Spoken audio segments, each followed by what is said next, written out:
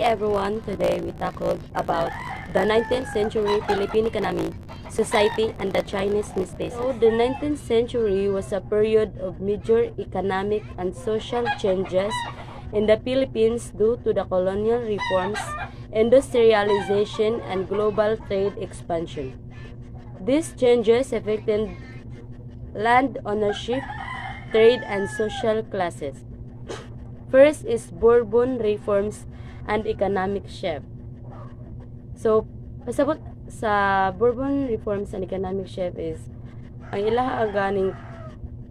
ilang mga kumpanya is nagpatuman og balaod og reforma kay para sa ilahang dugang kwarta gikan sa kolonya sama sa Pilipinas. For example is gidako nila og panguma nga negosyo sa asukal og tabako kay para ilahang ibaligya adto sa laing lugar. Spain introduced economic reforms to boost colony profits. So pasabot ani is para gani mudaghan ang ilang kita kay ang Espanya manggod kay nagbag-o sa ilahang pamaagi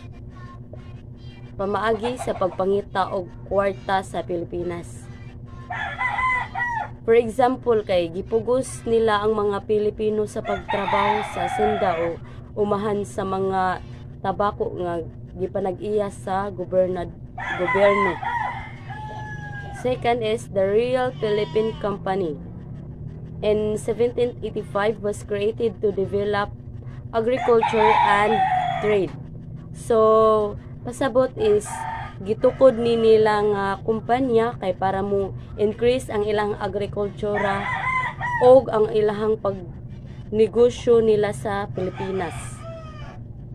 For example, ang ilahang kumpanya kay mitabang sa pagpasiugda sa pang-export sa mga produkto like sa abaka and cafe. Next is Manila was open to world trade in 1834, leading to foreign investment. So, pasabot is sa una gani kay gidili sa laing lugar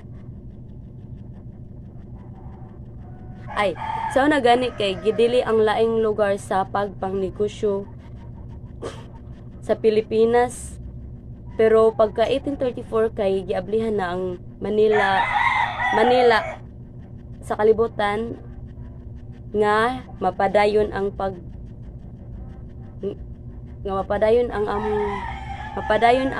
pagpangnegosyo. For example, sa mga insect Amerikano ug sa Britain kay misugod og negosyo sa Pilipinas sa pagpamaligya og tila, lana ug uban pa nga mga produkto. The economy shifted towards sport-oriented agriculture. Sa mga miaging dekada, ang ekonomiya sa nasod medyo padulong sa export-oriented. So ang mga agrikultura din ang mga produkto sa una sama sa saging, pinya, ug lubi nga mao may gisugdan sa una nga maibaligya sa una sa merkado. So ang merkado sa una dili mo to sa una. So sa unang panahon ato nagsugod sa ekonomiya sa una na negosyo sa may ana ng mga prutas like prato. So land ownership became critical, leading to tenant farming and land grabbing issues. So, tungod kaya ang panahon kaya ang mga panag-iya sa yuta mahimong critical. Sa una pagsud diri sa mga China sa una diri o mga insect diri sa Pilipinas. Sige sila og pangangkon didto yuta bisag dili laha. Ito mo to uso sa una ang like abakay titulo, kuha wala sila labot basta kay makakuha na sila yuta sa una. Wala to sa una.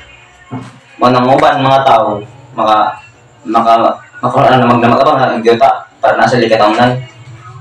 Wala. The Chinese were the essential to trade but faced discrimination. Ang mga insect hinundan sa pagnegosyo sa una o korupsyon sa Pilipinas. Apan nakasinati sila og mga discrimination silbi sa ang meaning sa discrimination mao ni siya ang mga like ang mga bugal-bugalon kanang murag kanang para nila murag ubos ka para nila nang murag daog-daogon ka. Yan nakasarbay sa mga insect sa una sa Pilipinas. So,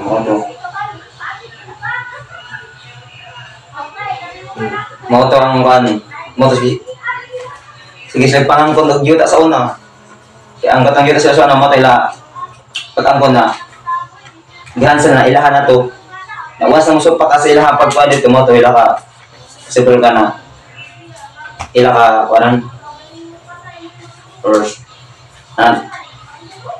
dakpon siguro or unsa basta mo na kaya sarabay sa mga insects sa una.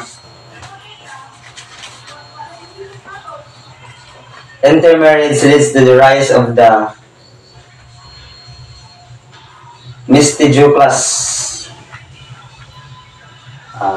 Ang mga Chino sa unang panahon, nahimong dagkong tag-iya sa yuta o kadaghanan sa negosyo sa unang panahon. Like sa unang panahon sila gid ang mga unang mga tag-yuta sila kasi sila yung mga titulo.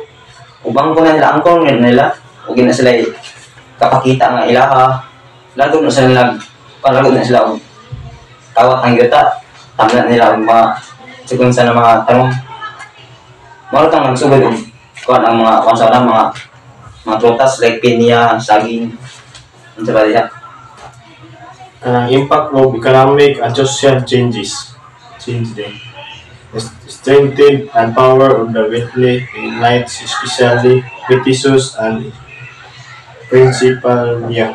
Sa unang panahon ng mga Kastila, dipaligon sa mga gahom sa mga dato nga mga tao nga taas ug naabot sa kinabuhi nga himo silang mestizo o Principalia sa sistema sa una. Sunod kay creative, economic, and disparities and social tension. Ang creative, economic nakapahimo og lain-lain nga mga tao based sa ilang kahimtang sa kinabuhi sa mga o nagdala sa pagkalinlang sa sosyal na kinabuhi. Sunod kay kuan lead the nationalist statement among the educated class. Ang lead national this statement ang mga edukado sa mga naguna-una sa kinahanglan jud nga nagkayusa aron mapalipdan ang mga nasod ng mga mao nagdala sa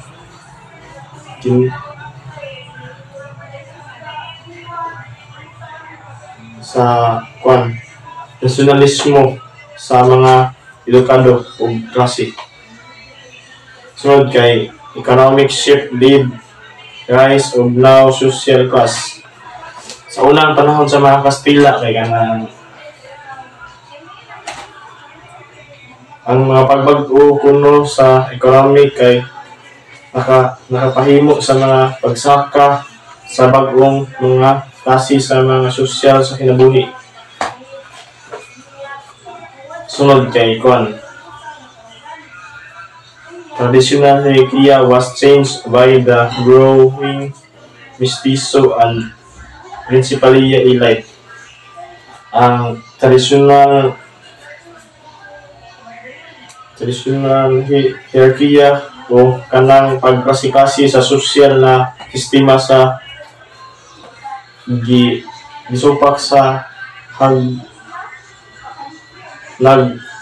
gisupak sa nagtubo sa mga balita nga mestizo.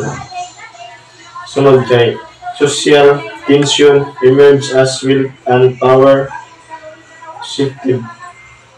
Sa panahon sa mga Kastila, ang mestizo nga elite nakakuha og daghang gahom samtang ang mga kautubo sa panginabuhi naglisod. The economic transformations of the 19th century reshaped Philippine society, empowering new social classes while creating economic disparities and tensions that fueled nationalist movements. The rise of the Chinese mestizos, economic inequalities, and increasing political awareness fueled nationalist movements that would later challenge Spanish rule. So, during the 19th century, daghay nahitabo sa ekonomiya sa Pilipinas. Tungod ani kay naay mga bag-o nga grupo sa society nga ilahan nakabut ang kadato. Like sa mga Chinese mestizo. Pero mientras ang uban kay nakapalambo sa ilahang pamuyo, daghan sad ang nagpabiling pobre. So, kanadi ay kay dili patas ang ilahang pamuyo, nakapukaw siya sa kasuko sa mga tao. Tungod sa ilang kasinatian. Daghan ang mga Pilipino ang nahigmata og nakasabot sa panginahanglan sa ilang kaugalingon. Kani usa sa mga hinungdan ngano nga misaka ang nasyonalismo.